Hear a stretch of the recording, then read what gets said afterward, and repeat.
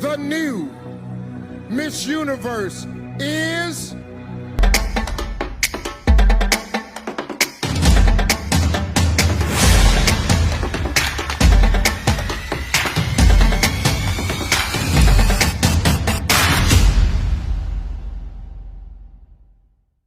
In some countries, sport is like the national pastime.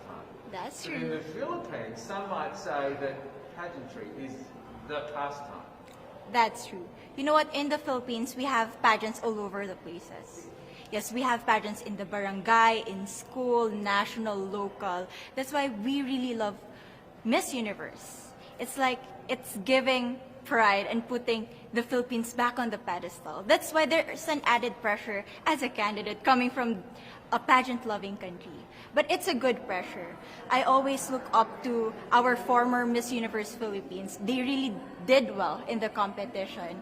And now this is my time to show who I am, to offer what Rubiya can show to the rest of the universe. So I'm very happy, and at the same time, I'm excited to make all my kababayans proud, and hopefully I do.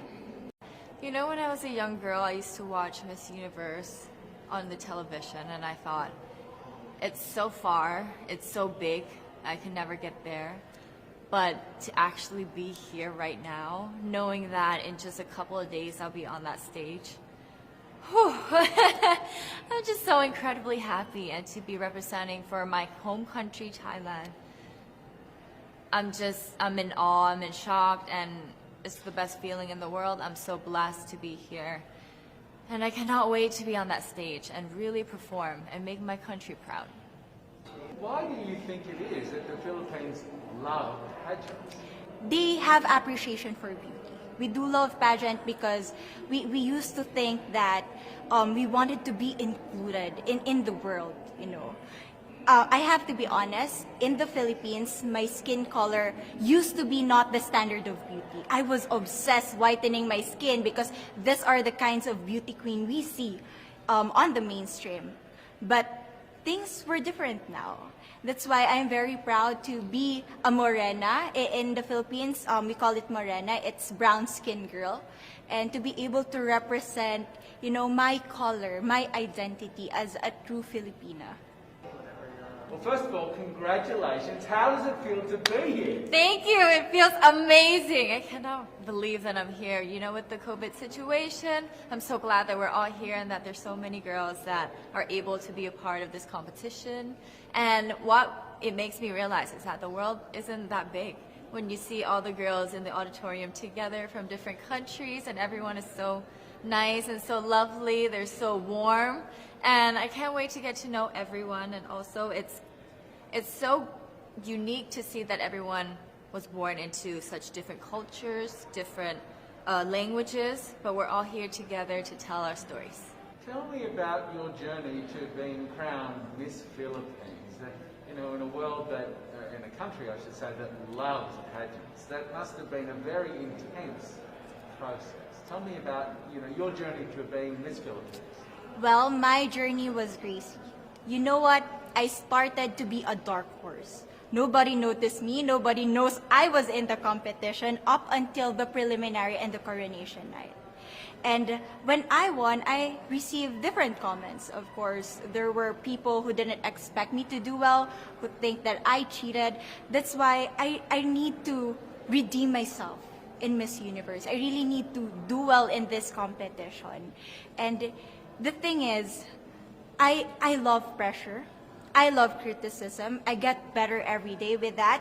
You tell me I cannot do that, I turn to you and I'm going to say that, no, I can do it for myself. Good for you. And tell me about your journey, your road to getting here. I know you obviously was Thailand, but the physical journey to get here, did you just hop on a plane and get here and it was that easy or no? Oh my goodness. Well, Thailand is very far away. That's one thing. And I really had to, it wasn't a struggle to get the visa, but it was a long process. And when I got the visa, I was very excited. But the journey here, the physical journey, if you can believe it, it was more than 30 hours, all the way from Thailand, yes. So I had to make a stop at Istanbul. and the layover was 8 hours there. Oh my goodness. But it was so amazing. I'm so blessed that some of my teams were able to come with me as well, my national directors. So they were there to keep me company, making sure that I'm okay, and, you know, giving all the support. So how does it feel then to be on the global stage? How do you feel to be here in this moment, right now? It's crazy, but I'm overwhelmed with the support, not just from the Filipino community, but also from Thailand, Latin countries who do appreciate me as a candidate, as a person. It motivates me that I am beautiful, I can offer so much in this world, and when somebody believes in you, it gives you that extra energy to really do well and perform well.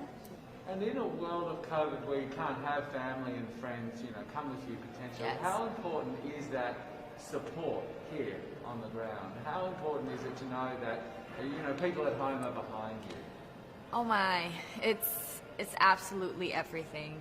Knowing that you've got that support, it is the motivation that keeps me going every day. Every time I see a message online and they're saying that they're supporting Thailand, and you know, it's so nice to see the nation coming together to support their candidate, to support their representative, and it's just how a country thrives.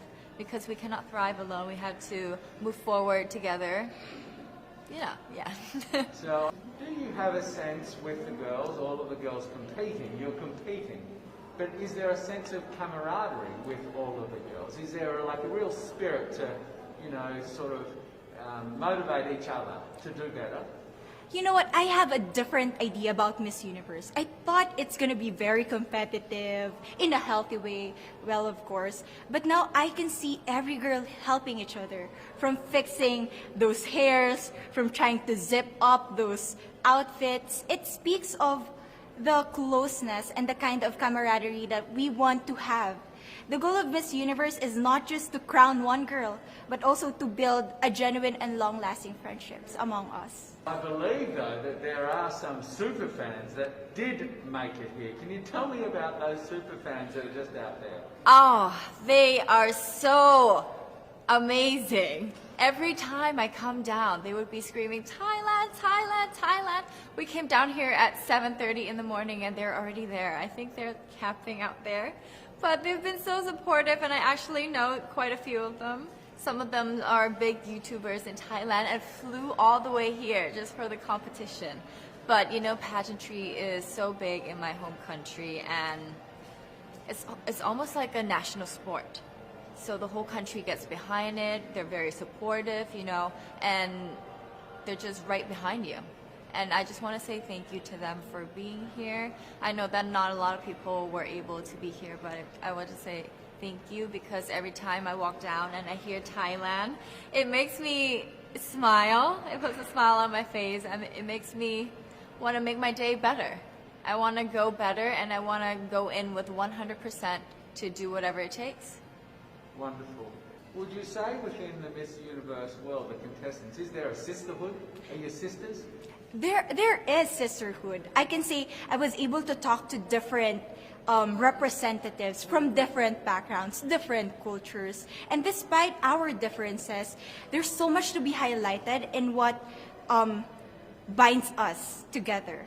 And that is because we want to empower women. We want to have our advocacies. We want to speak for the things that we love. And that's a celebration of women and the beauty that we have. One last question, a couple of last questions. How has it been on the ground? How has, you know, the week sort of been unfolding? What is your day-to-day like? Give your fans at home and give our viewers a sense of what it's like. What is it like here? It is incredible. It's an incredible journey to have been able to meet all of the girls, because you know, when you know of each other online and you've been messaging, you're on WhatsApp, there's a WhatsApp group, you've been talking, but then to actually come here and meet them in reality, it's just a whole different feeling. And it's just so nice to get to know them better and to know their stories, because each of them are so inspiring and they're so empowering, and they have different stories that make them the woman that they are today. And I think it's just unique to get to know them. So coming out of this week, obviously you would love to be crowned Miss Universe. Of course. And that would be wonderful, of course, for any of you. But what else will you take out of this week? What do you think you'll feel at the end of this week, regardless of the result? How will you be a different person? It's the growth and the development that I was able to have during preparing for this journey. I will be honest, there was a moment that I lost my identity because I was put under pressure. I was in that position in which I feel like I'm not good enough. I'm not a good representative of my country, but I was able to bounce back stronger. And if I was able to do that for Miss Universe, I will be able to do that in life. That is my greatest takeaway from Miss Universe. Okay, so Philippines have a huge amount of fans. Yes. I want you to give us a little bit of a message to the fans here and at home. But send a message. What would you say to all the fans in the Philippines?